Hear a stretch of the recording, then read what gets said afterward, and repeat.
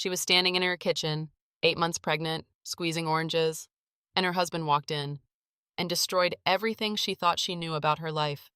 In 60 seconds, 6 years together, 4 years of marriage, a child on the way, and the man she had built everything with looked her in the eyes and said, I haven't been happy for about 14 months, 14 months. While she was designing the nursery, while she was carrying his child, while she was being, by every measure she knew, a good wife. He had already planned the exit, already moved the money, already chosen someone else.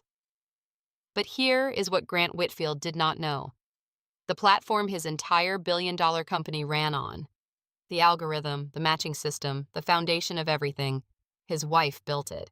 Before the wedding, before the ring, before she made herself invisible to make him look bigger. Her name was never on it. Until now. This is the story of Claire Whitfield, a woman who lost everything in one night, and quietly, deliberately, without rage or revenge, rebuilt something far more valuable than what she lost. This story is for every woman who has ever made herself smaller for someone who never deserved the space. The lesson is simple. Never give away what you built, and never let someone else put their name on your work, in business, in love, or in life. If this story speaks to you, stay until the end. Like this video. Leave a comment with the word Claire if you felt something. Share it with someone who needs to hear it. And subscribe. Because every week we bring you stories exactly like this one. Stories that validate, that heal, and that remind you who you actually are. The juicer hummed. That was the first sound, the low, steady hum of the machine on the counter doing its job, turning something Holt into something useful. Claire had been standing at that counter for 20 minutes, squeezing oranges, fresh ones, the kind with the thick, bumpy skin from the farmer's market on 5th Street. She had gone that morning, waddled between the stalls in her gray wool coat, her belly so round that a woman at the vegetable stand had smiled at her and said, "Any day now, honey, any day now." Claire had smiled back. She had bought too many oranges. That was 11 in the morning. It was now 9 at night. The kitchen smelled like citrus and warm brass, and the faint ghost of the roasted chicken she had eaten alone at the kitchen island 2 hours ago. Grant had texted at 6 to say he would be late. She had not worried. Late was ordinary. Late was Tuesday. She had covered his plate and put it in the oven and watched half a documentary about ocean migration, and then, because the last 2 months of pregnancy had turned sleep into a negotiation she was slowly losing, she had come back downstairs. She had come back downstairs to squeeze oranges. The juice pooled gold at the bottom of the press. She lifted another half and pressed it down. The door opened. She heard his footsteps in the entryway. She knew the sound of his shoes on marble the way she knew the sound of her own breathing, the confident, unhurried weight of a man who owned the floor he walked on. She called out without turning around. "There is a plate in the oven. Chicken and that rice you like." He did not answer. She pressed the orange half down harder. The silence was wrong. She noticed it the way you notice a smell you cannot name. Not immediately, then all at once. Like her body had been processing it for several seconds before sending the message upward. She turned off the juicer. The kitchen went very quiet. She turned around. Grant was standing in the kitchen doorway, still wearing his coat. His tie was loosened and pulled slightly to one side. He looked the way a person looks when they have rehearsed something important for a long time and have just realized, standing in front of their audience, that the rehearsal was not enough. "Hey," she said. "Hey," he said. She looked at him for a moment, a careful, ordinary moment, the kind of moment that later she would understand was the last ordinary moment. "You okay?" she asked. "I need to talk to you," he said. Those 5 words. She had heard 5-word sentences from him before. "Good morning, I love you. Can we order in tonight?" But not those 5 words. Not in 6 years together. Not in 4 years of marriage. She set the orange halves down on the cutting board. She looked at her hands. They were sticky with juice. She did not move to the sink. "Okay," she said. He walked into the kitchen. He did not sit down. He stood on the other side of the island. The wide marble island she had designed with enough space for 2 people to work comfortably side by side. There was a bowl of lemons between them. She had bought those at the market too, because she always bought lemons, because she was the kind of woman who kept lemons in a bowl on the counter.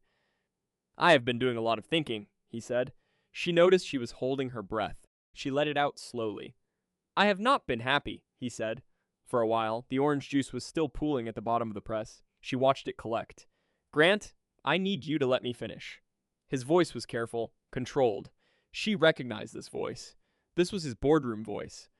The one he used when he had already decided something and was delivering the decision, not discussing it. I have not been happy, and I think you have not been either. Not really. I think we have both been going through the motions for a long time. She put both hands flat on the marble. The marble was cold. She noticed that. It was always cold. I am 8 months pregnant, she said. I know. Grant. I know. He said it quieter that time. I know the timing is. I know how this sounds. I have thought about nothing else for months. I have agonized over this. The word months landed in her chest like something dropped from a height. How many months? She asked. He did not answer right away. How many months, Grant? Claire, tell me how many. He looked at the bowl of lemons. About 14. 14 months. She was 32 years old. She had been with this man since she was 26. She had left a job at Deloitte that she loved, genuinely loved, the early mornings and the difficult data and the particular satisfaction of finding the pattern no one else had found to help him build Whitfield Capital. She had spent 2 full years as his unofficial strategist, his sounding board, his problem solver, before they married, and she became officially just his wife. She had restructured his entire client acquisition model in one weekend with a yellow notepad and 3 cups of cold coffee. She had written the algorithm his platform still ran on. She had done all of that. And then, because he said it was better for tax purposes, she had stepped back from the business side. She had made herself smaller and quieter, and she had called it being a supportive partner. And while she was being a supportive partner, he had been thinking about leaving. For 14 months, she picked up the glass of orange juice she had already poured. She wrapped both hands around it. She felt her hand shaking, very slightly. A tremor she could feel but probably could not see. She put the glass back down. Is there someone else? She asked. He looked at the lemons again. That was the answer. She thought from some distant and very calm part of her brain that she should feel more than this. She thought there should be a larger reaction. Something breaking. Something loud. But she just stood in her kitchen with sticky hands and a bowl of lemons between her and the man she had married and understood that her life had just changed shape. Who? She said. It does not who. He closed his eyes. Vanessa. Vanessa Holt, 29 years old. Marketing vice president at Whitfield Capital. Claire had hired her. She had sat across a conference table from Vanessa Holt 18 months ago and thought, this woman is sharp. This is exactly what the brand needs, and she had called Grant that same evening and said, I found someone great for the marketing role. You should meet her. She had recommended her. She had found her. Okay, Claire said. That was all. Just that one word, flat and quiet and final. Grant looked at her then, really looked at her for the first time since he had walked through the door. She watched something move across his face. She could not tell if it was guilt or relief or the particular disappointment of a man who had expected a bigger reaction and was not getting one. I am going to stay at the Four Seasons tonight, he said.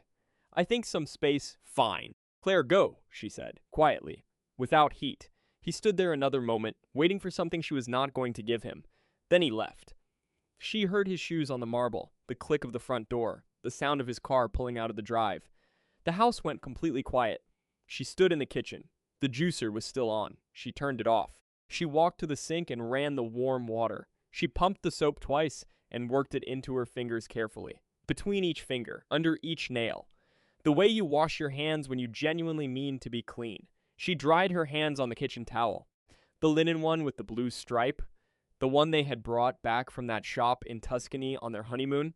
The shop where the old woman at the counter had wrapped it in brown paper and tied it with twine because she said every kitchen needed something beautiful that was also useful. Claire held the towel for a moment. Then she folded it and put it back on the oven handle. She put both hands on the edge of the sink and leaned there. Her baby moved, a slow, rolling shift from somewhere deep inside her. An elbow, maybe, or a knee, pressing outward and then retreating. I am here, it said. I am still here. I know, she whispered. Me too. She did not cry. Not yet. She turned off the kitchen lights and walked upstairs in the dark, one hand on the railing, moving carefully the way she had learned to move in these last weeks. Because there were 2 of them to keep safe on the stairs. She lay in the bed for a long time without sleeping. The room was dark. Grant's side of the bed was empty. It had been empty before business trips, late nights in the office, 100 ordinary reasons for an empty half of a mattress, but those empties had a temporary quality, a coming back quality. This empty was different. This empty was permanent. She could feel it. 14 months stared at the ceiling. I am not crazy. That thought arrived first, not as a question, as a statement. I am not crazy, and I was not imagining it. She'd been imagining she was imagining it. That was different. She thought about the Singapore conference he had extended by 4 extra days without telling her until the day before he was supposed to come home. She had noticed. She had told herself it was work pressure. She thought about the new habit he had developed of sleeping with his phone face down on the nightstand. She had noticed. She had told herself he was cutting back on screen time before bed. She thought about the company dinner 3 months ago when she had watched him refill Vanessa Holt's wine glass before her own. She had noticed that too. She had noticed every single thing. She had explained every single thing away. God, I was so good at not knowing. The thought came up quiet and clear and honest, not self-pity, just observation. She had been genuinely talented at this particular skill, taking evidence and converting it into something innocent. She had a gift for it. Practiced and refined over 14 months without even knowing she was practicing. The baby moved again. She put her hand on her belly and lay in the dark and thought about the next 14 months. Diapers and sleep deprivation and first words and first steps. She had planned all of this with a partner. She had built the entire architecture of the next several years around a partnership that had apparently been dissolving for over a year. She was going to have to build something different now. She took a slow breath in. Starting over feels impossible. She let the breath out, but staying feels worse. She did not know exactly where that thought came from, but it was true. She could feel the truth of it under the pain. Like a floor she had not known was there. She was not going to beg. She was not going to shrink any smaller. She was going to figure out what she had, what she owned, and what she was owed. Starting tomorrow. Tonight she was going to lie in this bed and breathe. Outside, a light rain started. She heard it against the windows, a soft, gray, steady sound, like something settling. She closed her eyes. Little facing, she woke at 5:47, not from an alarm. She had not used an alarm in 4 months. The baby had taken that job, filling it with small kicks and pressure changes, and the general insistence of a person who did not yet understand that night was for sleeping. She lay still, oriented herself, the empty side of the bed, the rain still going, the particular quiet of a house where something significant has happened, and the house itself seems to know it. She got up. She stood in front of the bathroom mirror and looked at herself. Her hair had come loose from its braid in the night. The soft swelling of late pregnancy was in her face, the puffiness she had spent 3 months learning to stop fighting. Her eyes were clear. She had not cried in her sleep. She went downstairs and made tea. She had given up coffee in week 6 of the pregnancy, and she still missed it every single morning. She sat at the kitchen island with both hands wrapped around the mug and watched the morning come in gray through the tall windows. The lemons were still in the bowl. She picked up her phone. One message from Grant. Sent at 11 the previous night. I'm at the hotel. We should meet with lawyers separately. I have someone I can recommend if you need a referral. She read it 3 times. He already had a lawyer recommendation ready. He had already arrived at separate lawyers before he even walked through the front door last night. While she was at the farmer's market buying oranges and thinking about nursery paint colors, he had already moved his thinking forward to separate lawyers. The planning of it. That was the thing that sat heaviest. She set the phone face down on the counter. She thought about calling Diane. Too early 6 in the morning was too early even for Diane, who ran a catering business and was at the flower market by 4 most days. She thought about calling her mother. Barbara would pick up on the first ring. She always did. But Barbara would also come over immediately. And Claire was not ready for someone else's reaction sitting on top of her own yet. She needed to know the exact shape of this thing before other hands started touching it. She drank her tea. She thought about Vanessa Holt. Not with rage. That would come later. Right now she thought about her with a kind of flat, wondering attention. Like studying a photograph. Vanessa was 29, bright and deliberate. She wore tailored clothes and had the posture of someone who had been told from childhood to stand straight and had chosen to believe the advice. She laughed at Grant's jokes at company events. Claire had seen it many times, had even thought, once, she is very good at making the boss feel clever. She had thought that. She had observed it and categorized it as professional skill and moved on. The hardest part is admitting I knew all along, not knew. There was a difference between knowing and the deep, cellular awareness she had been keeping below the surface. She had worked very hard to keep it below the surface. She had been determined to be a woman who trusted her husband. She put her tea down and picked up her phone again. She opened her email. She told herself she was looking for context, for the timeline. Some concrete evidence to lay next to the formless knowledge she had accumulated. Grant's email was linked to hers for shared calendar purposes. A setup his assistant had arranged years ago. She had never opened his inbox. She had never been that kind of wife. She sat very still for a moment. I am not snooping, she thought. I have a right to this information. She opened it. She was not looking for what she found. She found an email chain with the subject line, WCG Asset Transfer Phase 3. WCG was Whitfield Capital Group. She clicked it open. It was a chain between Grant, his CFO Harold Breen, and a third party, a firm called Alton Pacific Holdings. She read it twice, then she read it a third time, slowly, because she needed to be completely certain she was understanding what she was reading. Grant had been moving assets, not all at once, not in one large, obvious movement. Over the past 8 months, beginning approximately the time she had become visibly pregnant, he had been systematically transferring portions of Whitfield Capital's holdings into Alton Pacific. She searched Alton Pacific Holdings. Registered in Delaware, no public website, no listed board members, incorporated 14 months ago. She set her mug down very carefully. Her hands were steady. She noticed that and found it interesting. Her hands were completely steady, and her mind was very quiet, and she was sitting in her kitchen at 6 in the morning, reading her husband's emails and understanding that she had not simply been left. She had been planned around. She had been anticipated and accounted for. The exit strategy had been built before he even told her. She was already in the calculations. She took screenshots. She took 17 of them. She forwarded the entire thread to her personal email account, the one she had kept since college, the one that was entirely hers, connected to nothing Grant had set up or suggested or had any access to. She closed his inbox. She sat with both hands on her belly. The morning light was coming up stronger now. She had a decision to make. She could be a woman who had been left by her husband while 8 months pregnant. Or she could be someone who knew what she was holding. She thought about who she had been before Grant, before she became Mrs. Whitfield, and stepped back and started letting someone else's name go on her work. She had been very good. That was not arrogance. That was just accurate. She had been genuinely good at reading financial data, at pattern recognition, at identifying what a company needed before the company itself could articulate it. She had built models at Deloitte that her supervisors presented as their own. She had written the entire core architecture of Grant's client matching system and watched him present it at a conference in Seattle with such confidence that people congratulated him on his vision. She had let it happen because they were a team, because his success was her success, because she believed in the partnership. She had made peace with so much.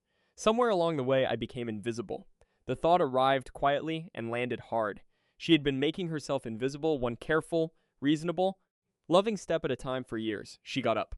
She went to the kitchen counter and found the yellow notepad, the one she used for grocery lists. She tore off the page with olive oil and lemons and Greek yogurt written on it. She turned it over. At the top, she wrote, "What I have." She started writing. Diane arrived at 8:37. Claire had not called her, but Diane had a particular sensitivity to distress, the kind that operated below ordinary communication frequencies.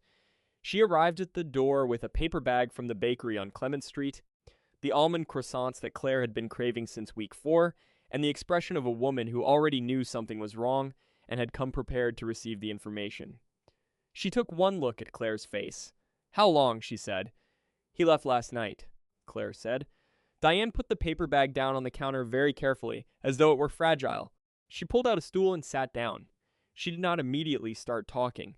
This was the thing Claire had always loved most about Diane. She could be still when still was needed. "Tell me," she said. Claire told her.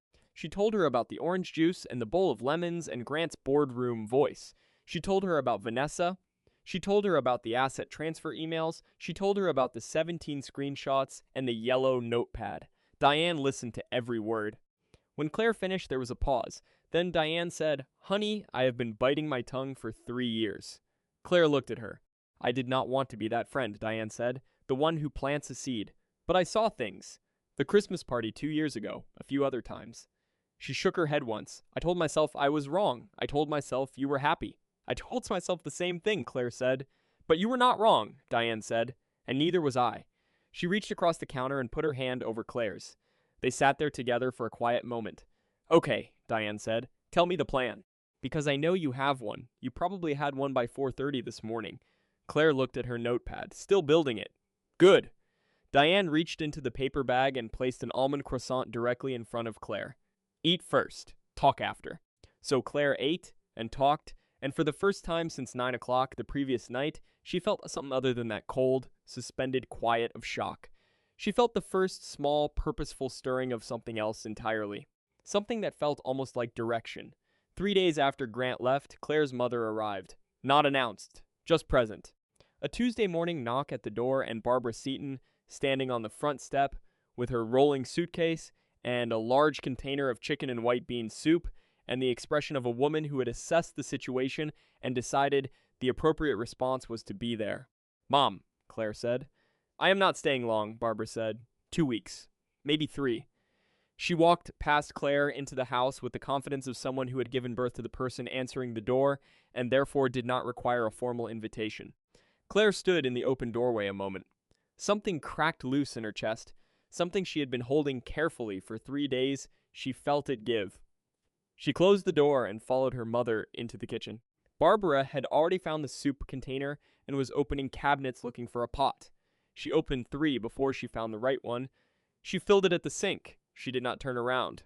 Your father wanted to come too, she said. I know. I told him to give you a week. Good call, Claire said. Your voice sounds tired. I am sleeping. 8 hours is not always enough, Barbara said. She put the pot on the burner. She adjusted the flame with the practiced certainty of a woman who had been adjusting burners for 40 years. How is the baby? She asked. Moving. Active. I had an appointment yesterday. Everything is fine. Did you go alone? Diane came. Barbara turned around then. She looked at Claire the way only mothers look at their daughters, with that specific, total, slightly undoing attention. Tell me, she said. Mom, I told you everything on the phone face to face. Barbara said, tell me again. So Claire told her. Face to face. Different details surfaced in the telling this time, the specific smell of the orange juice, the timbre of Grant's voice when he said 14 months, the 17 screenshots sent from the kitchen island at 6 in the morning. Her mother listened with her hands folded on the counter. When Claire finished, Barbara was quiet for a long moment. He moved money, she said. Yes, before he told you. Yes. Something shifted in Barbara's eyes, a precise cold closing like a shutter. I see. I have called an attorney already, Claire said. Not one Grant recommended. Someone independent. When? Thursday. I will come with you. You do not have to. I will come, Barbara said. Her voice did not allow for argument. They looked at each other across the kitchen. I am not falling apart, Claire said. I need you to know that. I am holding together. I know you are. Barbara came around the counter. She put both hands on either side of Claire's face. Her hands were warm and slightly rough and smelled like the same lotion she had used for as long as Claire could remember. You have been holding together your entire life. And sometimes that is the problem. Claire opened her mouth. You are allowed to be angry, Barbara said quietly, genuinely furious. You do not have to make this graceful right away. Some things are just ugly for a while. The soup was beginning to smell like something, like warmth and Tuesday evenings and the kitchen in the house she had grown up in, where the light came in through the yellow curtains and the world was still a size she could manage. She started to cry, not dramatically, not the way she had expected it to come, just a slow, steady release. The way water finds the lowest places and fills them. Her mother held her. She cried for a while, thoroughly. The way you cry when you are cleaning something out, making space for whatever comes next. Then she stopped. Her mother wiped her face with the kitchen towel, not the blue striped linen one, the old terry cloth one, and said, Soup is almost ready. Claire laughed. It surprised her. It came up from somewhere unexpected and genuine. Soup, she said. Soup fixes nothing, Barbara said, but it is warm and it is there. And sometimes that is the best you can do on a Tuesday.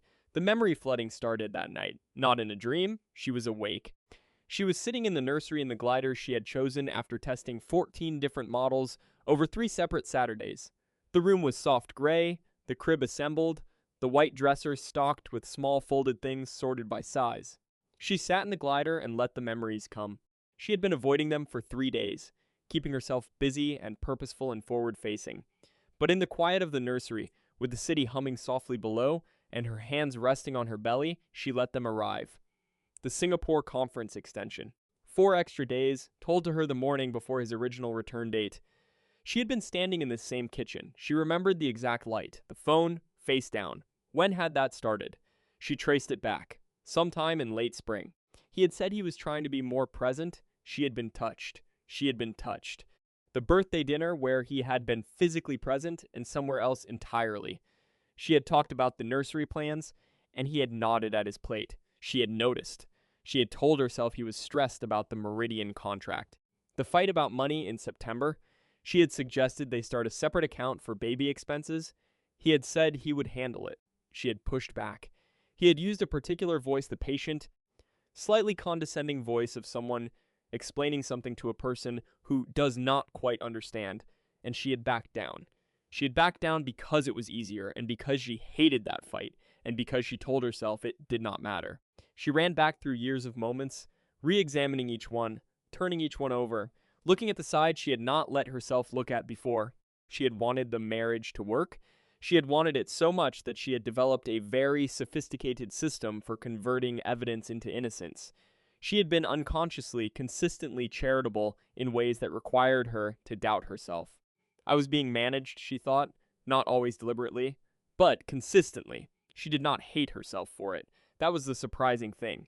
She had expected to find shame in this inventory. That particular cruel hindsight that says you should have known, you should have left, you were naive. But the shame was not what she found, all. What she found was something more complicated and more honest. She found a woman who had loved someone and trusted the love enough to explain away the evidence. That was not weakness. That was human. That was the particular vulnerability of genuinely loving another person. What happened next, the deliberate, eyes-open thing she was now building, that was different.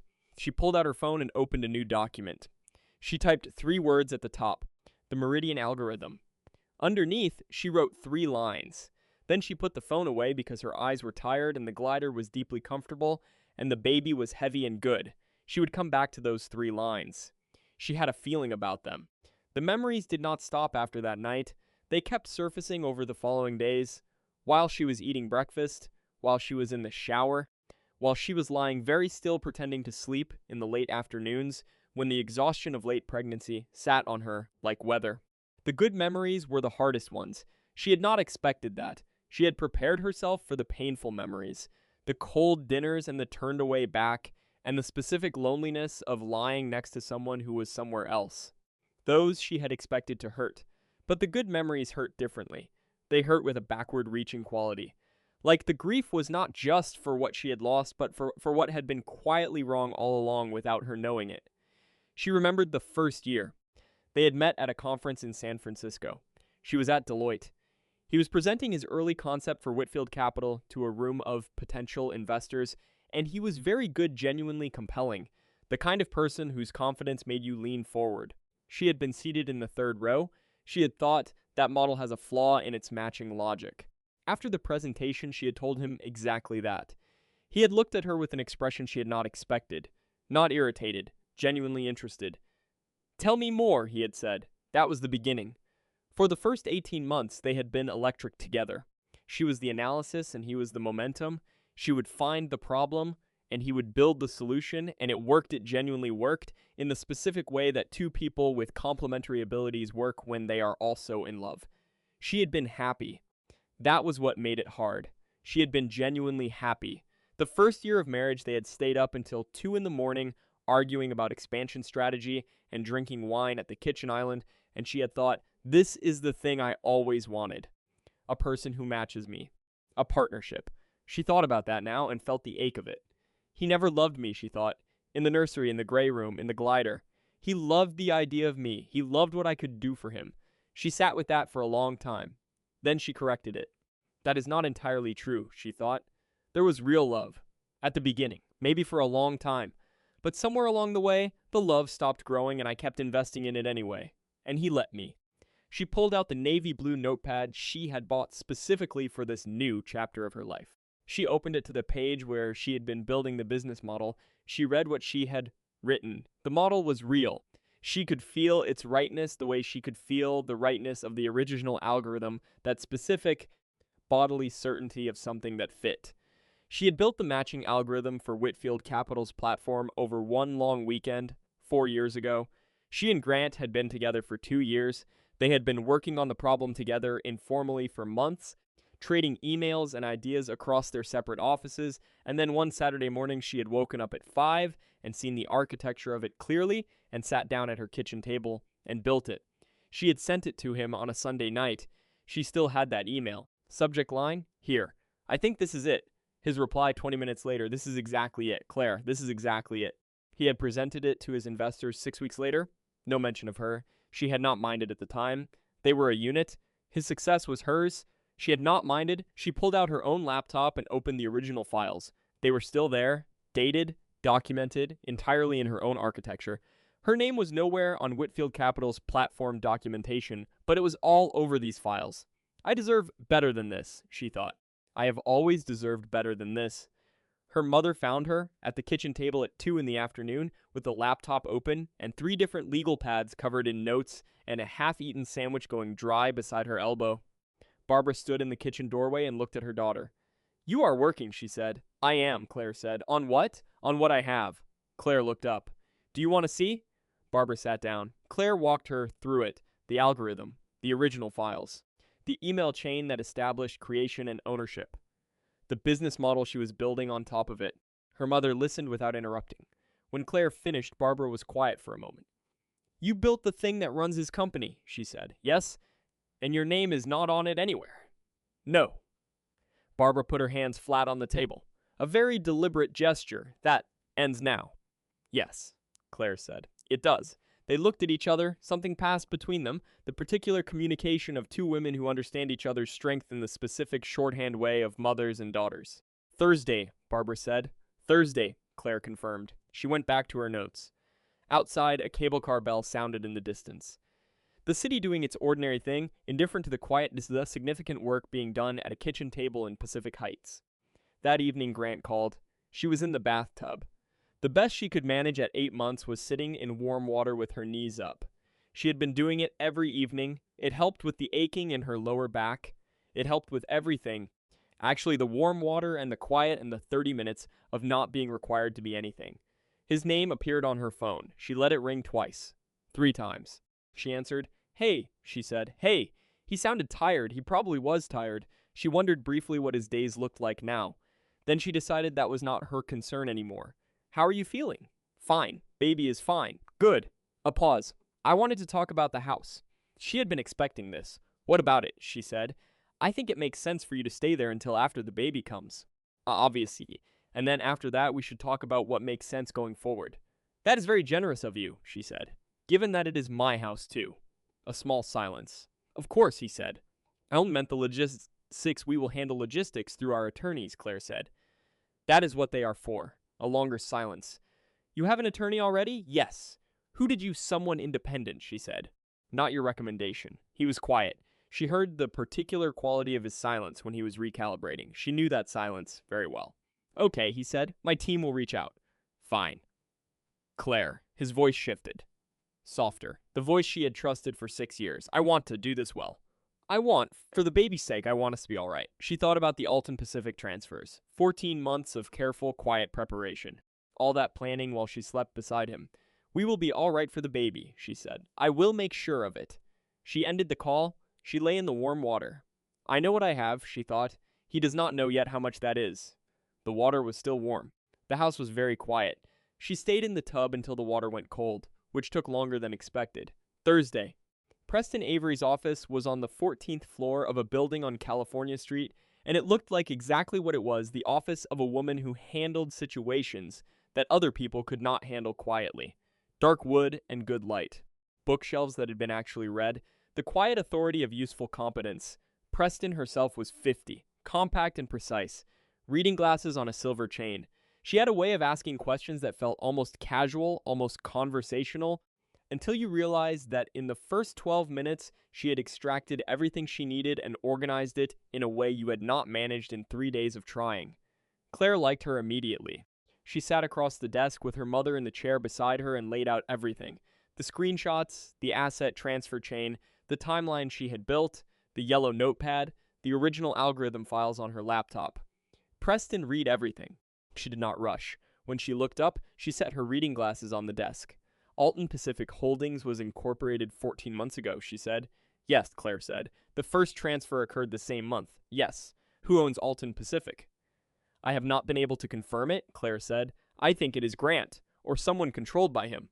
We will confirm it, Preston said. She wrote something on her own notepad. Now, the algorithm. Yes, you wrote the foundational architecture of the Whitfield Capital Client Matching Platform. I wrote all of it, Claire said. The original, everything their system is built on. When? 4 years ago, before we were married. I have the original files with creation dates.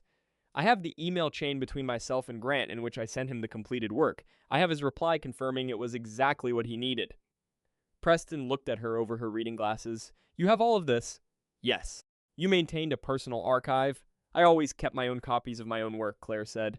Old Deloitte habit. Preston was for a moment. A calculating, assessing quiet. Was there any documentation of assignment? She asked. Any agreement, formal or informal, in which you transferred intellectual property rights to Grant or to Whitfield Capital? No, Claire said. Nothing? Nothing. I was not on payroll. We were not married. There was no contract. I gave him the work because we were partners building something together. She paused. Or so I believed. Preston folded her hands on the desk. Claire, she said carefully, I want you to understand something about your position. Tell me. The asset transfers to Alton Pacific are potentially fraudulent. Potentially I need to verify. But if Grant deliberately moved marital assets in anticipation of divorce proceedings, a California court will take that extremely seriously. Good, Claire said. Additionally, and this is significant, the intellectual property situation is its own separate territory. Without a signed assignment agreement, without compensation, without documentation of transfer, the case for your continuing ownership of that algorithm is substantial. Claire said nothing. She waited. There is a platform running right now, Preston said. A platform that generates significant revenue, a platform that Grant Whitfield presents to the public as the product of his company, and the foundational architecture of that platform may legally belong to you. The room was quiet. Her mother made a small sound, something between a sharp breath and the beginning of a word. Yes, Claire said simply. Preston looked at her for a long moment, the look of someone who is revising her estimate of a person upward. Who are you? She said. What do you mean? Most people come into this office in your situation with pain and very little else, Preston said. You came in with a case. I built something, Claire said. I let someone else take the credit for a long time. I am not going to do that anymore. Preston looked at her one final time. Then she picked up her pen. Let us get to work, she said. The meeting lasted 3 hours. By the end of it, the picture was clear. No prenuptial agreement, the discussion had happened and quietly dissolved into the busyness of wedding planning, and neither of them had pushed to finish it. 8 months pregnant with his child in the state of California. Potentially fraudulent asset transfers. And an intellectual property claim that Preston described, in her careful professional language, as very interesting indeed. Claire left the building at 4 in the afternoon. Her mother walked beside her. The city was doing what San Francisco does in December. A thin, cool light, the smell of the bay carried on the wind, a cable car going up Powell Street. Well, Barbara said. Well, Claire agreed. They walked for a block in silence. Your grandmother would have liked her, Barbara said. Preston? Yes, women who know exactly what they are doing. Barbara pulled her coat tighter. Your grandmother always said the most dangerous person in a room is the one who is underestimated. Claire thought about that. She thought about being the invisible woman at the company dinners, the one who is introduced as Grant's wife, the one who smiled and let him tell the story about the algorithm like he had invented it over breakfast. I was underestimated for a very long time, she thought. That stops now. 2 weeks after the attorney meeting, Diane called. 7 in the evening. Her voice was pitched at the careful neutral she used when she had news to deliver and was trying not to deliver it with too much drama. The Meridian Gala, Diane said. What about it? Claire said. The end of year one at the Four Seasons. My catering company has the contract this year. I found out today Grant is presenting Whitfield Capital's new acquisition strategy, the new matching platform. Claire put down the cup of chamomile tea she had been holding, and Vanessa Holt is listed as his guest, Diane said. I am sorry. A pause. Okay, Claire said. You are not reacting. I am storing it, Claire said. When is the gala? 6 weeks. 6 weeks. The baby was due in 5. Okay, Claire said again. That is twice you have said okay, Diane said, in the voice you use when you are absolutely not okay, but have already decided on a course of action. Claire almost smiled. When is he presenting? Main program. Probably 8 o'clock. I see. Claire. What are you thinking? I am thinking, Claire said slowly, about a few things. I will call you tomorrow. She sat with the phone in her hand after she ended the call. She thought about the Meridian Gala, one of the most attended events in San Francisco real estate and tech circles, 300 people, everyone who was anyone in both industries, in one room, watching Grant Whitfield present a matching platform built on an algorithm that belonged to her. She thought about Marcus Caldwell. She had been thinking about Marcus Caldwell intermittently for 10 days. In the background, behind everything else, she had done research. She had read every interview she could find and watched 2 recorded industry panel discussions and studied the structure of his company's most recent development projects. He was working with mid-market developers and community-focused builders. He had said in a journal interview 4 months ago, she had found it and read it twice, that the matching process between developers and investors was still largely intuitive, that the industry needed better systems. I have the system, she had thought, reading that sentence. She opened her laptop now. She opened the document titled The Meridian Algorithm. She had been building it for weeks. The business model, the market application, the gap it would fill. It was not the same as Whitfield Capital's model. It was something better. Applied to a different market, designed for impact alongside return. She read through what she had built. It was good. She knew it was good the way she knew the original algorithm was good, with that specific bodily certainty. She needed capital, and she needed someone who knew this industry from the inside. She opened a new email. She stared at it for a long moment. He is Grant's biggest competitor, she thought. He has beaten Grant for 2 contracts in the last 18 months. Grant talks about him with a kind of grinding contempt that has always told me Marcus Caldwell is genuinely better at certain things. She started typing. 3 sentences, short and direct. My name is Claire Whitfield. I am the creator of the foundational algorithm that currently powers the Whitfield Capital client matching platform. I believe I have something that would be of significant interest to your expansion into developer-investor matching. Would you be available for a call? She read it twice. She pressed send. She put the laptop away and picked up Eleanor's onesie from the bassinet, the tiny one with the yellow duck on the chest, washed and folded and waiting, and she held it for a moment in both hands. This small, extraordinary thing. This reason. At 6:15 the next morning, her phone buzzed. She picked it up with one hand, Eleanor's onesie in the other. Ms. Whitfield. Yes, I am available Thursday at 11. M. Caldwell. She read it twice. Something shifted. Not triumph. Not yet. Something more like the sound of a door unlocking. A quiet, clear, mechanical click. Okay, she said softly, to herself, to the morning, to Eleanor, still waiting. Okay. The days before the call were full. She prepared extensively. She had the original files, the business model, 3 versions of a pitch short, medium, and long, and the quiet, complete certainty of someone who knows her own work. She also had a contraction scare at 2 in the morning that sent her and her mother to the hospital, where Dr. Sandra Holloway, calm and competent at any hour, confirmed it was Braxton Hicks and sent them home at 5. In the car on the way back, the city was that particular beautiful that San Francisco saves for its quiet hours. Gray and glittering and unhurried. Claire pressed her hand against the cold window glass. Fear, she thought. That is what this is. Not fear about the baby. About after. About doing this alone. Starting over feels impossible, said the voice that had been with her since the beginning of this. The floor underneath the pain, but staying feels worse. Both things were still true. She had learned that fear and certainty could occupy the same body. She was learning it every morning. Her mother made eggs when they got home.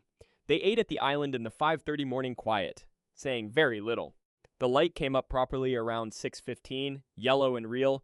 The call with Marcus Caldwell was on Thursday at 11. She sat at the kitchen island. Eleanor's bassinet was beside her. Her notes were in front of her. She made the call at 11, exactly. He picked up on the second ring. Marcus Caldwell, he said. Claire Whitfield, she said. Thank you for making time. I did some research after your email, he said. His voice was direct. No performative warmth, no unnecessary calibration. You built the WCG matching algorithm, yes. Grant Whitfield has never mentioned you in an interview. No, she said. He has not. A brief pause. Why are you reaching out now? He asked. She had 3 prepared versions of the answer. She used the honest one. Because I have spent 4 years in the background, she said, and I have decided I am finished with that. Another pause. When he spoke again, the quality of his attention had shifted. Not warmer exactly, but more complete. Tell me about the algorithm, he said, she told him.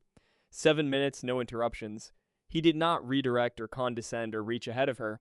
He listened with a concentrated quality that she recognized and respected the listening of someone who actually intends to use what they hear. When she finished, there was a short silence.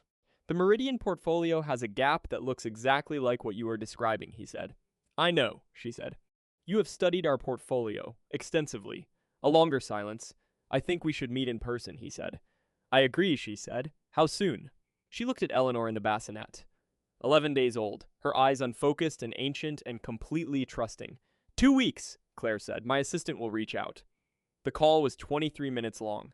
When she ended it, she sat very still at the kitchen island for a moment. Her hands were steady. The baby was asleep. The kitchen smelled like tea and that particular warm new smell of Eleanor that she had already decided was the best smell in the entire world. She pulled the navy blue notepad toward her. She wrote at the top, Next steps. She started writing. Eleanor Barbara Whitfield was born on a Tuesday, 11 hours. Her mother on her left, Diane on her right. Dr. Sandra Holloway moving through the room with the calm authority of someone who had done this thousands of times and still treated each one as the significant event it was. At 4:17 in the afternoon, Eleanor arrived. Claire held her daughter for the first time. Oh, she thought, there you are. I have been waiting for you, she cried. The second real cry since Grant left, not from grief this time, from something much larger and much older than grief. The sheer staggering weight of a moment you cannot prepare for no matter how many books you read. Grant was in the waiting room. She had called him when labor began. It was his right to know.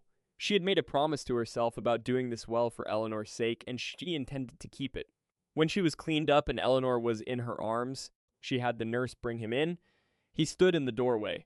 He looked at his daughter. Something crossed his face that she had not seen there in a very long time.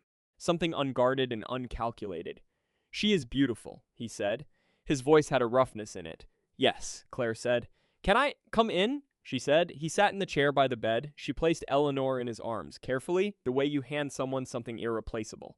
She watched him hold his daughter. He loved her. She could see it happening in real time.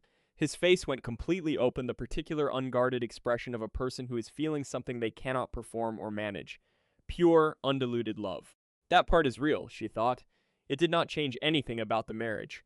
But it told her something important about what came after. He stayed an hour. He kissed Eleanor's forehead. He looked at Claire once, with something complex and wordless, and she looked back with something that was not yet forgiveness, but was not cruelty either. He left. Her mother came back. Diane came back. The three of them sat together in the afternoon light with Eleanor between them and the room, smelled like antiseptic and something sweet she could not name. The world had shifted again. This time the shift was forward. The first week was beautiful chaos. No sleep. Extraordinary love, the compressed time of 3-hour cycles. Barbara stayed. Diane came every other day with food. Claire's father arrived on day 4 and spent most of his visit standing over Eleanor's crib with the specific expression of a man who has been undone by something small. On day 9, Claire woke from the first 4-hour stretch of uninterrupted sleep she had managed since Eleanor arrived. She lay in the pale morning and felt herself reconstituting. Not the same shapes as before. A different shape, more deliberate. She thought about the darkness. Not Eleanor. Eleanor was light. She thought about the night in the hospital, not the birth, but the false labor scare 3 weeks before, the 2 in the morning drive, the fluorescent room, the monitor strapped to her belly.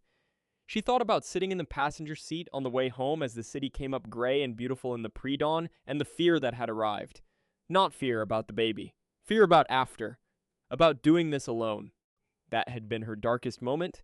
Not the night Grant told her. Not the asset transfer emails.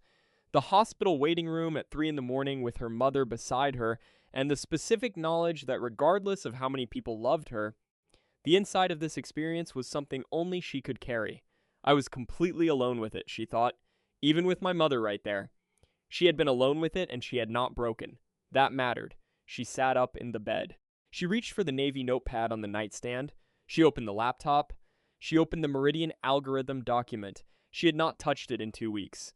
Labor and Eleanor and the first beautiful, exhausting days had consumed everything. She read what she had built. It was still good. It was still right. She opened a new section and kept writing. She wrote for 4 hours. Her mother left a plate. She ate without looking away from the screen. She went back to writing. This was what she had forgotten about herself. She could do this. She had always been able to do this. At 6:15 in the evening, her phone rang. Not a text, a call. She looked at the screen. Marcus Caldwell, she answered. Hello. I hope I am not interrupting, he said. You are not. My team finished the review. A pause. She heard papers moving. The documentation is unambiguous, Claire. The original architecture is yours. The creation timestamps, the email chain, the version history, it is all consistent and it is all yours. She let out a breath she had not entirely known she was holding. I know, she said. I believe you do. A short pause. I also think the application you have built on top of it is the right one. The market gap is real. The model is solid. Another pause. I want to do this. She was quiet for a moment. 50%, she said. Equal. 50%, he said. Equal. And I need to be present for every significant decision. I would expect nothing less, he said. A brief quiet between them. Not uncomfortable. The quiet of two people who have understood something about each other. The Meridian Gala is in 3 weeks, he said. Yes, I have been attending for 6 years, he paused. I would like you to come with me, as my business partner, officially. She thought about this. Eleanor was 3 weeks old. Barbara would stay. Diane would come. They would insist. She thought about Grant at the podium presenting a model built on her algorithm as his company's innovation. She thought about being invisible. She thought about being done with that. Starting over feels impossible, said the old voice, but staying feels worse, said the new floor. Yes, she said, I will be there. The 3 weeks before the gala were the most clarifying of Claire's life. She had a newborn. She was sleeping in fragments. She was in the middle of a divorce proceeding that required regular calls with Preston and document reviews, and the particular sustained attention of someone navigating a legal process while functioning on 3 hours of sleep. By all logic, she should have been depleted. Instead, she felt clear. Her mother was there. Diane was there. Eleanor slept in the bassinet beside her desk, and Claire worked during the sleeping hours and nursed and rocked and sang softly during the waking hours, and found that this rhythm, the back and forth between the deeply domestic and the intensely purposeful, felt more like herself than anything had in years. She remembered this person. This was the woman who had stayed late at Deloitte, not because she was asked to, but because she was genuinely absorbed by a problem and could not stop until she had turned it completely over. This was the woman who had presented a restructuring model to senior partners at 27 and heard afterward from her supervisor that she was the strongest analytical mind the San Francisco office had seen in a decade. She had been that person. She had just misplaced her for a while. She and Marcus met twice more before the gala, once by video call, once for dinner at a restaurant on the marina where they sat for 3 hours and the food went largely ignored. He was not a comfortable man in the way that easy people were comfortable. He was compact and precise, and occasionally difficult. He pushed back on her estimates in the second hour, and they went 3 rounds before she proved her projection correct, and he said simply, "You are right," and moved on without any visible need to recover from having been wrong. She found this remarkable. She had spent 4 years with a man who had never once simply said, "You are right." She noted the comparison and set it aside. There was too much happening, and Eleanor was 6 weeks old. But she noted it. Preston called on the Monday before the gala. Grant's team has acknowledged the Alton Pacific transfers, she said. Not admitted fault, but acknowledged existence. The unwind process has begun. How does that affect the settlement timeline? Claire asked. It moves things in your direction, Preston said. Significantly. And the intellectual property claim? I would recommend serving the formal notice before the gala presentation, before he stands up and publicly represents that technology as his company's proprietary innovation. A pause. The timing will be noted. Claire thought about this. Do it Tuesday, she said. I will have it prepared Monday, Preston said. Tuesday delivery confirmed. After she ended the call, Claire sat at the kitchen island. Eleanor was asleep in the carrier on her chest, the warm, even breathing of her daughter against her sternum. She thought about what she was about to do, not the revenge version of it. She had visited that version in the worst weeks and understood its appeal and set it aside. This was not about destroying him. She genuinely did not want to destroy him. He was Eleanor's father, and Eleanor deserved a father who was intact and present and not entirely burned to the ground. This was about something much simpler. I built something, she thought. My name should be on it. That was the whole thing. Reduced to its essential form. She had built something real. She had let it go without her name on it because she was in love, and she believed in a partnership. The partnership had not held. And the thing she built was still running, still generating value, still being presented to rooms full of people as someone else's innovation. That needed to change. She called Grant the evening before the gala. He picked up after 3 rings. Claire, carefully. "I need to tell you something before tomorrow night," she said. "All right." "My attorney is filing an intellectual property claim against Whitfield Capital this week. It concerns the matching algorithm that currently powers your client acquisition platform." Silence. "That algorithm is mine," she said, simply, without heat or drama or the satisfaction of the moment she had perhaps imagined. "I built it before we married. I have documentation that predates the company going public, predates our marriage, predates everything. My name should have been on it from the beginning. I should have insisted on that at the time. I did not. That was my mistake. I am correcting it now. Claire, I am not trying to destroy your company," she said. "I am interested in what I am owed. Preston will be in contact with your team." A pause. "Is this because of no?" she said. "It is not because of anything except that it is mine and I let it go for too long." She paused. "I hope tomorrow goes well," she said. "I will see you there." She ended the call. She went to the nursery. Eleanor was awake, making the small, insistent pre-cry sounds that meant she was ready to be picked up and held and fed and known. Claire picked her up. "Tomorrow?" she said softly. "Tomorrow we go." Eleanor looked at her with the ancient, uncomplicated attention of a person who has only existed for 6 weeks and has not yet learned to doubt anything. "It is going to be fine," Claire said. She held her daughter. The house was quiet, and the night was clear outside the gray-painted windows, and tomorrow was already arriving whether she was ready for it or not. She was ready. The morning of the Meridian Gala, Barbara was already up. The kitchen smelled like coffee. Barbara was 60 years old and had earned the coffee and something toasting and the particular composed warmth of a woman who had decided that today was going to be handled properly. Claire came downstairs in her robe, Eleanor in her arms. "Good morning," Barbara said. "Morning." Claire sat at the island. Eleanor made a small sound. "I keep thinking I should feel more nervous. Are you nervous?" "No," Claire said. "That is the strange part." Barbara looked at her over the rim of her coffee cup, the specific looking of a mother who has been watching her daughter for 32 years and can read everything. "You have already done the hard work," she said. "Tonight is just showing up." "It could be complicated," Claire said. "Public." "You built something?" Barbara said. "Someone took the credit for it. You are going to stand next to the person who actually sees it." She set her cup down. "That is not complicated. That is the most straightforward thing in the world."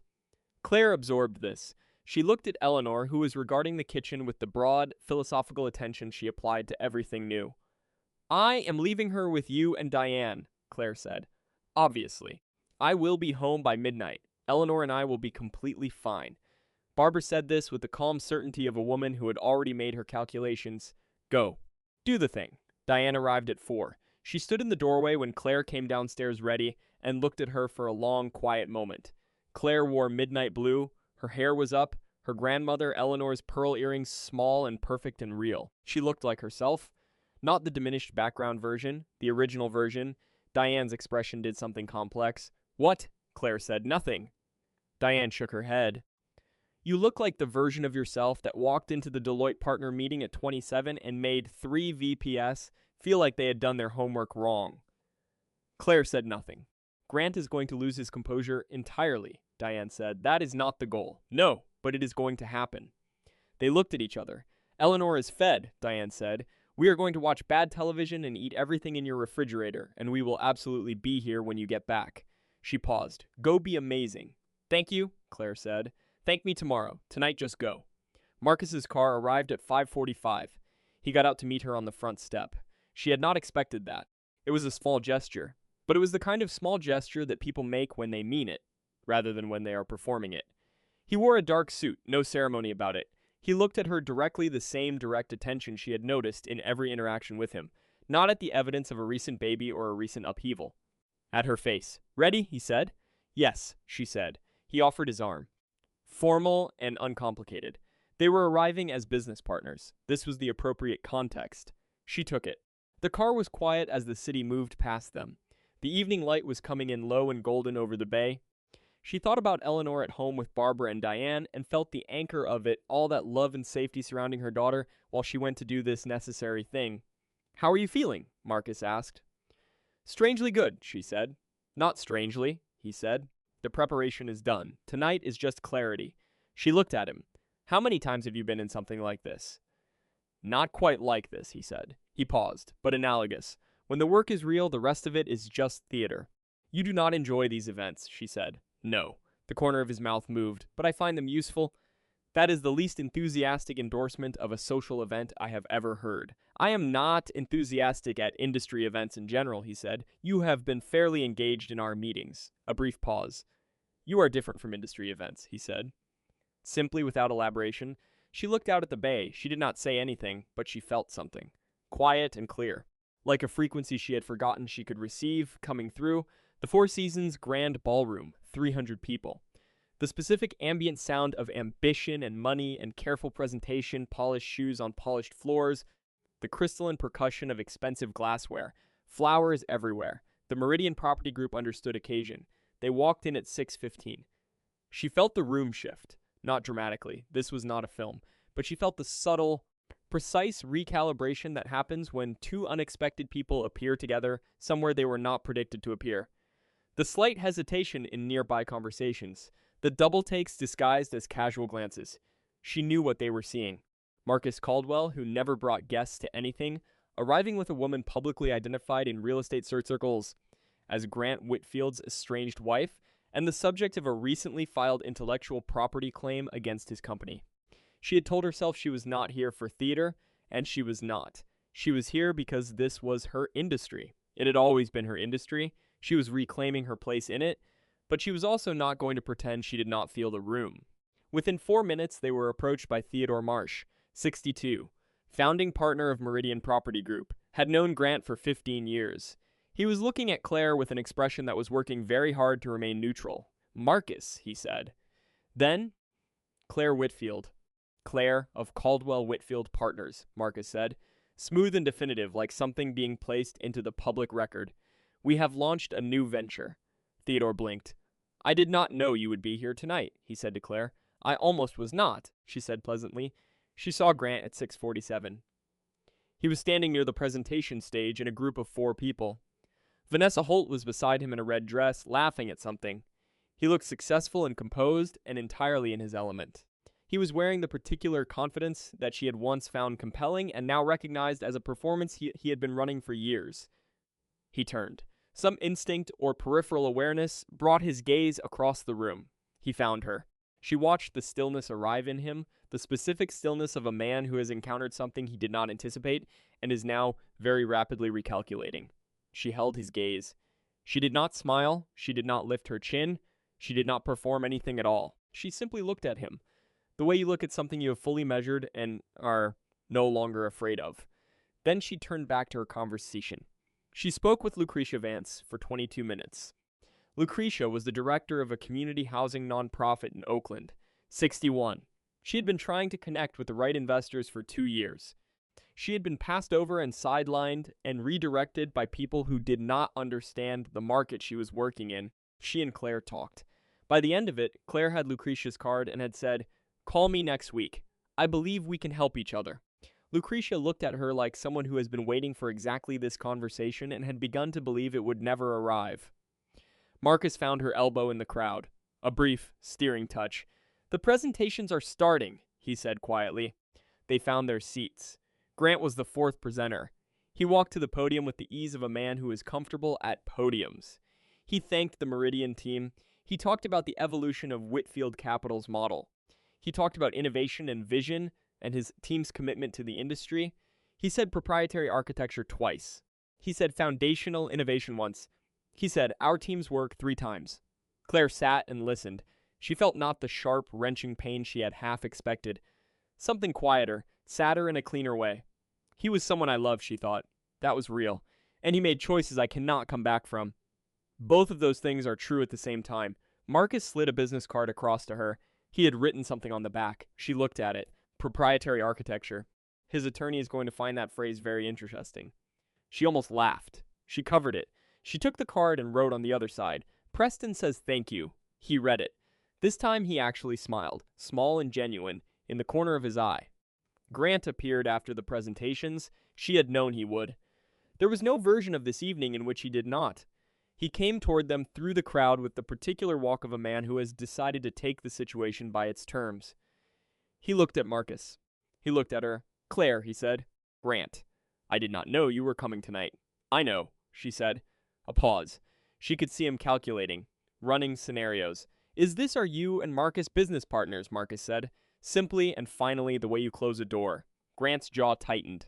The smallest, barely perceptible tightening. The intellectual property filing is being handled through attorneys, Claire said. We do not need to discuss it here. Claire, enjoy the evening, Grant, she said. She looked at him one final time. She looked at the man who had built something significant on a foundation she had laid and never given her credit. The man who had planned his exit while she slept beside him. The man who had made her invisible so gradually and so gently that she had helped him do it. She felt no triumph. She had expected triumph and found something more valuable. She felt free. I am done, she thought. Not angry, not broken, not bitter. Just done. Good night, she said. She turned back to the room.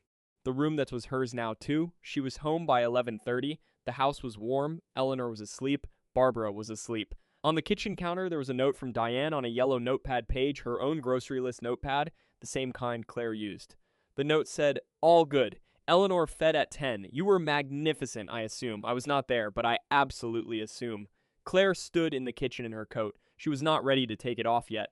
She stood in the kitchen and she thought about the evening, about Lucretia Vance and what their partnership could build, about Theodore Marsh's expression when Marcus said the company name, about Grant's face when he saw her, about Marcus's handwriting on the back of a business card, about the room and the way it felt to walk into it and take up space. She had been invisible for so long.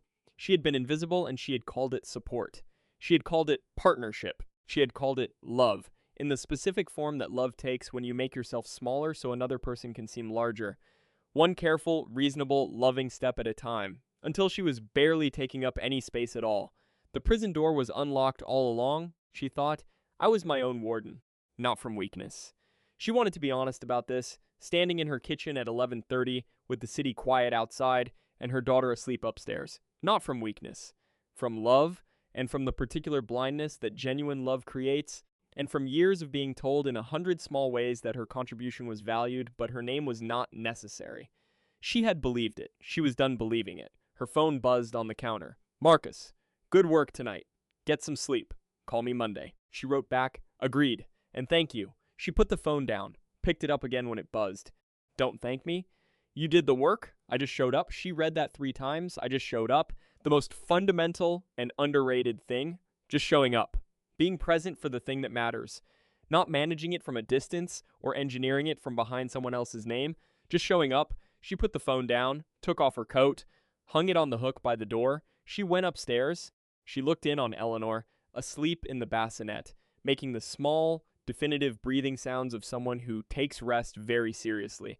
The particular rhythm of a person who has not yet learned that the world sometimes requires you to pretend to be less than you are. Claire stood in the dark, her hand on the edge of the bassinet. Here is what I know, she said softly, in the voice that was only for these quiet moments.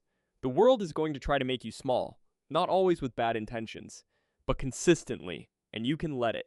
Or you can notice it happening, and keep your own name on your own work. Eleanor breathed, in, out, steady and absolute. You do not have to be loud about it, Claire said. You do not have to fight about it. You just have to know what you have, and not give it away. She stood there a moment longer. Then she went to bed. She slept 6 hours, which was extraordinary, and woke up feeling like herself. 3 months later, the divorce was finalized on a Tuesday in March, which felt appropriate. It was a Tuesday kind of ending. Quiet and administrative, papers signed, term settled, a chapter closed with the particular decisiveness of legal finality. The same week, Caldwell Whitfield Partners signed its first major development agreement. A partnership with a consortium of mid-market housing developers in the East Bay and a community land trust in Oakland, matched with 4 impact investors through a platform built on Claire's algorithm. The platform that now had her name on it.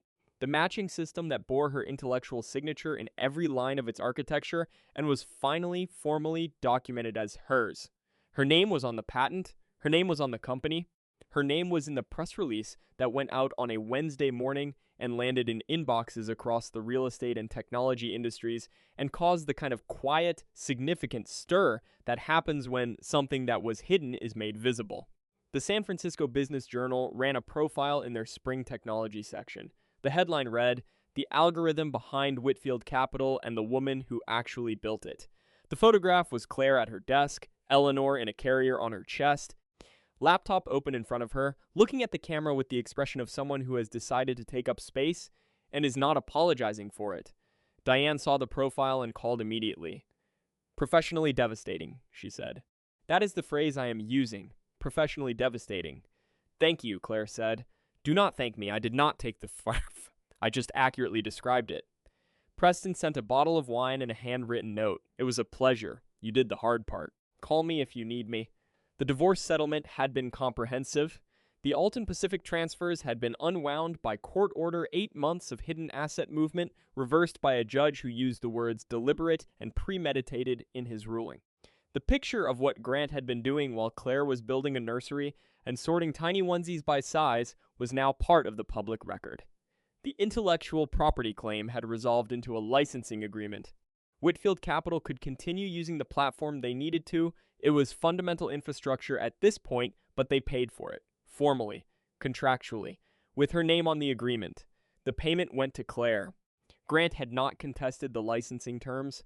She thought about this sometimes, why he had not fought harder. Maybe guilt. Maybe a realistic lawyer's assessment of the evidence she had maintained for 4 years.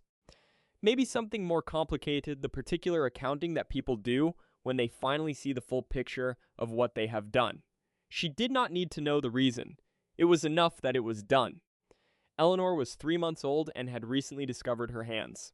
She would hold them up in front of her face and examine them with an expression of profound philosophical seriousness, as though she were encountering a mystery that required all available intellectual resources. Claire watched her do this on a Tuesday afternoon in March and felt something that she could not have named, precisely something between wonder and gratitude and the specific hard-won peace of a person who has arrived somewhere she earned. Barbara had gone home 3 weeks after the gala, reluctantly with a standing agreement to visit every month and a habit of calling every other day, sometimes more. Her father called on Sundays. He always had. Nothing about that had changed. Diane came by on Wednesdays with food she had made from whatever was seasonal at the market, which was how she expressed things that she did not always have the words for. Claire and Marcus had their company and their weekly strategy calls and an occasional dinner that was officially professional and had been, for several weeks now, becoming something else. Slowly, without either of them rushing it. Like two people who had both been through things that made them careful and were choosing to be careful together. She was not in a hurry. She was 32 years old with a daughter and a company and her name on a patent and a sense of herself that she was still rebuilding, piece by piece, in the careful way of someone who wants to do it right this time. On a Tuesday in late March, she sat at the kitchen island. The kitchen she had designed herself. The brass fixtures she had chosen. The wide farmhouse sink she had insisted on. The pendant lights hanging low over the island. The bowl of lemons on the counter. Always lemons. She would always keep lemons. Eleanor was in the baby chair on the counter beside her, regarding the kitchen with her habitual philosophical attention. The laptop was open. A cup of tea was at Claire's elbow, still warm. In 11 minutes, she had a call with Lucretia Vance to discuss the Oakland partnership. She looked around her kitchen. She recognized it as hers. Not hers because she had stayed. Because she had stayed and then rebuilt and reclaimed and put her name on what she made. Eleanor made a sound. The bright, alert sound she had started making when she wanted to be included in whatever was happening. "I know," Claire said. "You are here. I see you." She picked her up, settled her in the crook of her arm. Eleanor grabbed her finger, immediately and with complete conviction. "Okay," Claire said. "Here is how today works." She had a business to run. She had a daughter to raise. She had herself to keep this time. The tea was warm. The kitchen smelled like lemons. Everything was different, and everything was hers, and she pulled the laptop toward her with her free hand and got to work. What she learned, at the end of all of it, she had never been powerless. She had only been persuaded gradually, kindly, consistently, over years that her power was better exercised in service of someone else's name.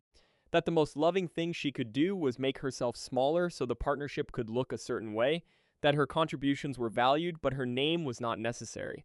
She had believed all of it. Not because she was weak, because she was human.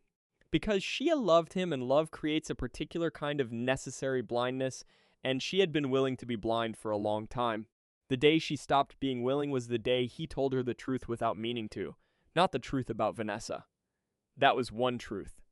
The truth she had found at 6 in the morning over a cup of tea she could barely taste, in the email she was not supposed to open, in the discovery that the exit had been planned before she was told to leave. That truth said, "You are on your own." And she had looked at that truth and thought, all right, I know what I have. The day she stopped believing she needed permission to be visible was the day the story changed. And the story, she now knew, had always been hers to write. She had just needed someone to take the pen out of the wrong hands. She had done that. She was still doing it. Every morning, every call, every name signed at the bottom of every document, every time she picked up her daughter and said, "I see you, I am here," every time she sat down at the kitchen island and got to work. You just heard Claire's story, and maybe, if you are honest with yourself, some part of it felt familiar. Not necessarily the billionaire, not necessarily the pregnancy, but something else. The slow, careful way she made herself smaller. One reasonable step at a time, one explanation, one capitulation, one moment of telling herself it did not matter, that the credit was not important, that the partnership was more important than her name on anything. Most of us have done a version of this, in our marriages, in our careers, in our friendships, in the way we move through rooms. We learn somewhere along the way that making ourselves smaller is the kind thing, the humble thing, the loving thing. And sometimes that is true, but sometimes, and this is the thing Claire had to learn the hard way, sometimes making yourself smaller is not love, it is disappearance. And disappearance, practiced long enough, becomes a prison you built yourself. The door was never locked, you just stopped reaching for the handle. Here is the first lesson Claire's story gives us. Keep records of what you build. Not because you are suspicious, not because you are preparing for the worst, but because your work is yours, your ideas are yours, your contributions are yours. In a world that will consistently, gently, sometimes lovingly try to absorb what you create into someone else's narrative, the most protective thing you can do is maintain a clear record of your own authorship. This is true in business. It is true in creative work. It is true in the invisible, uncredited labor of running a home, raising children, supporting a partner's ambitions while your own wait patiently in the background. What you build matters, and it deserves your name on it. Here's the second lesson. The exit strategy someone else is building does not have to determine your arrival. Grant spent 14 months preparing to leave, moving money, making plans, anticipating the future without her. And for a while, that looked like power.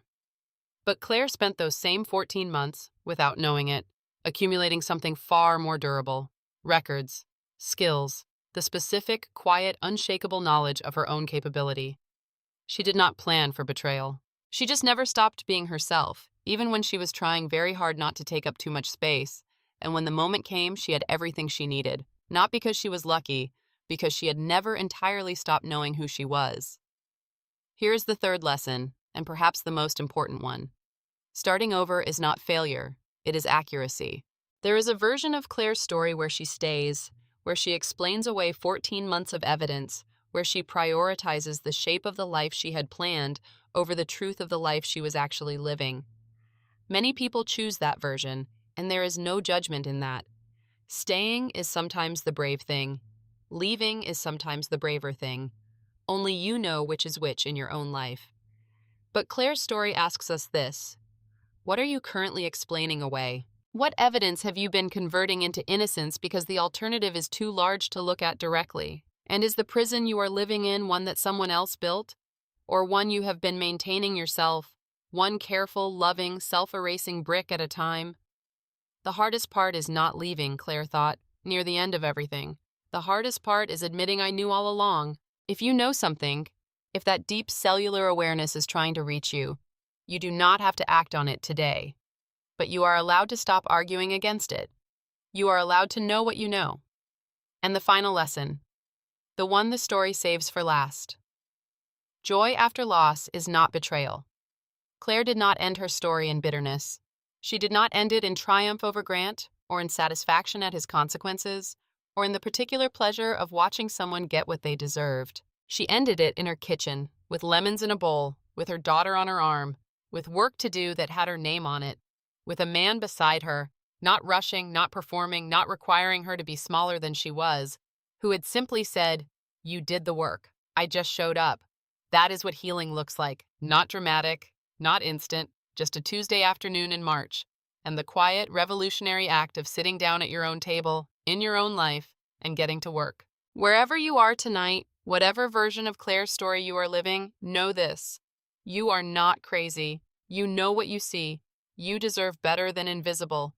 And the door has been unlocked all along. Like this story if it stayed with you. Share it with someone who is standing in their kitchen at 9 at night, holding a glass of orange juice, trying to explain away something they already know. Subscribe, because this channel exists for exactly one reason: to tell the stories that make you feel less alone and more like yourself. We will see you in the next one. This content was